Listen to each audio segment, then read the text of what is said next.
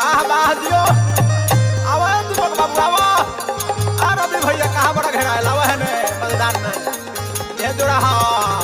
ये लहार हा लुटा जा आ रविया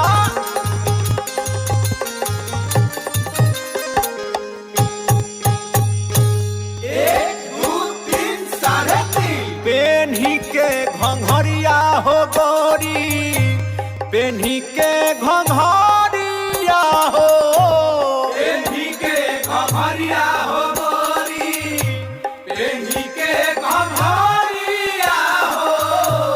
पेन्ही के घंघरिया ए गोरी पेन्ही के घंघरिया हो पेन्ही के घंघरिया लावेलू जपत री कमरिया हो गोरी पेन्ही के घंघरिया लावेलू जपत री कमरिया हो गोरी पेन्ही के घंघरिया ए हो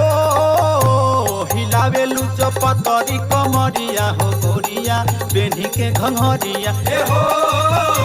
हिलावेलू जपत री कमरिया ए गोरिया पेन्ही के घंघरिया सट सट सट धके सट देखिए के मारो होखे